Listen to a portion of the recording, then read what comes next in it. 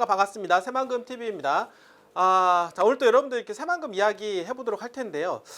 좀 날씨가 많이 쌀쌀해졌습니다. 이제 겨울에 그 문턱에 다다른 것 같은데요. 아침 저녁으로 너무 좀 춥습니다. 며칠 전만 해도 좀 따뜻했었던 그런 기운이었는데 갑작스럽게 추워지는 듯한 느낌. 겨울이 한 발 앞까지 다가온 듯한 느낌을 드는데요. 여러분들 건강관리 잘 할 수 있도록 하시길 바라겠습니다. 이어서 제 새만금 이야기 하기 전에 여기 상단에 보시면 전화번호가 있는데요. 전화번호에 여러분들 새만금이라고 문자를 보내주세요. 그러면 저희가 텔레방 링크하고 아이디를 함께 보내드리고 있습니다. 텔레방 안에 오시기만 하면 여러분들이 새만금에 관련된 실시간 정보 뉴스 코멘트까지 들어보실 수가 있으니까요. 여러분들이 도움이 상당히 많이 되리라고 생각을 합니다. 토지에 대한 매수, 매도 문의 또는 권리 분석 이러한 것들은 저랑 개인적 소통이 가능한 아이디를 통해서 들어오셨으면 좋을 것 같다라는 말씀 드려보도록 하겠습니다. 자, 여러분들 한참 지금 미국 대통령 선거 중에 있는데요. 여러분들 좀 있으면은 이제는 개표를 진행할 것으로 예상이 됩니다. 과연 어느 당선자한테 어느 후보자한테 어떻습니까?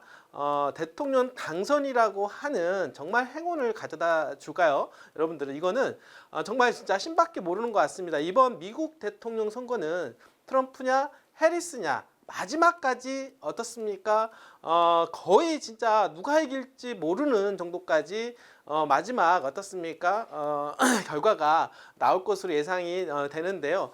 정말 이거는 정말로 중요하죠. 왜냐하면 미국은 경제적으로나 군사적으로나 최강이기 때문에 미국의 시장이 어떻습니까? 어떻게 흘러가느냐에 따라서 전 세계 시장이 어떻습니까? 시장의 흐름을 바꿀 수가 있다라고 볼 수가 있는 것이죠. 자, 예를 들어서 해리스가 만약에 당선이 된다라고 하면 친환경하고 관련된 산업들이 어떻습니까? 약진할 가능성이 상당히 높다라고 보시면 될 것 같고, 그 다음에 트럼프가 된다라고 하면 전통 산업 위주로 해서 산업이 이루어질 것이다라고 볼 수가 있겠습니다. 그래서 상관이 이런 얘기 합니다. 자, 트럼프는 과거이고 그리고 해리스는 미래를 위한 어떻습니까? 미국을 만들어 갈 것이다. 이렇게 이야기를 하시는 전문가들도 있다라고 볼 수가 있겠습니다.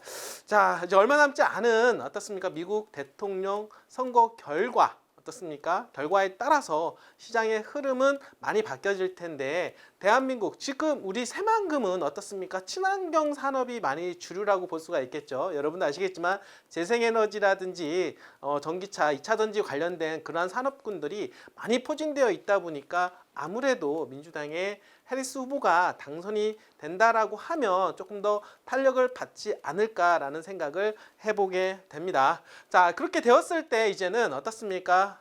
외국인들이 새만금에 이제 투자를 해야 될 텐데요. 사실 문턱이 좀 많이 높다라고 보시면은 될 것 같은데요. 외국인들까지도 쉽게 새만금에 어떻습니까? 투자가 이루어질 수 있도록 사실은 법이 개정이 돼야 되고 어떻게 보면은 프레임이 바뀌어야 된다라고 하는 거죠. 이런 부분들을 새만금 개발청과 아울러서 새만금 관계자들은 어떻게 하면 외국인들이 들어갈 수 있게끔 투자할 수 있게끔 노력을 하고 있다라고 하는 부분들 좀 말씀을 드리면서 오늘 시작해 보도록 하겠습니다. 자, 국토부와 새만금 외국인 투자 문턱을 낮춰서 글로벌 투자 유치를 하겠다라고 하는 지금 현재 전략을 세워가고 있는데요. 새만금법을 어떻습니까? 개정을 하든 바꾸든 시행령을 발표하든 이런 걸 통해서 어떻게든 간에 외국인들 투자를 유치할 수 있게끔 쉽게 투자가 들어올 수 있게끔 노력을 하고 있는 모습들 볼 수가 있는데요. 사실은 제일 중요합니다. 외국인 글로벌 투자자들이 새만금에 들어오면 들어올수록 그리고 대한민국 안에서도 대기업들이 유치가 많이 되면 될수록 새만금에 대한 개발에 대한 속도감은 더욱더 높일 수가 있다라고 볼 수가 있겠습니다. 자, 국토부와 새만금 개발청은요. 외국인 투자를 활성화하고 건축 인허가 처리 속도를 높이기 위해서 새만금 사업 추진 및 지원에 관한 특별법 시행령 개정안을 입법 예고했다라고 6일날 이제는 밝혔습니다. 바로 오늘인데요. 현재 외국인이 새만금에서 사업을 하려면 국내에 법인을 설립해야 하며 그리고 이 법인은 신용평가 등급과 자본 요건을 충족해야 된다라고 하는 거죠. 그러니까 외국인이 국내에다가 새 법인을 만들어야 되는 것입니다. 그리고 자본금도 꽤 많아야 되고 그런 것에 대해서 신용평가까지 이루어지게 되는데 그렇다 보면은 그런 요건에 맞추기가 쉽지가 않다라고 하는 거죠. 그러니까 이러한 부분들을 조금 더 완화해서 외국인이 국내 설립한 신설 법인에 투자한 여기서는 이제 모기업의 신용 등급과 자본력을 평가하는 방식으로 기준이 바뀐다라고 하는 거죠. 결국에는 뭐냐면 새만금에 투자하는 그 모기업이 있겠죠. 그러니까 모기업의 아무래도 모기업 같은 경우는 신용 평가 기관을 통해서 항상 어떻습니까? 평가를 받고 있고 그리고 신용 등급이 상당히 높다라고 판단이 되어지기 때문에 그 회사가 투자하는 그러니까 새로운 국내 법인을 어떻습니까? 만든다라고 가정했을 때 어떻습니까? 모기업의 신용평가 등급이 높게 나온다라고 하면 아무래도 투자 유치가 훨씬 더 쉽지 않을까라고 생각을 해볼 수가 있겠습니다.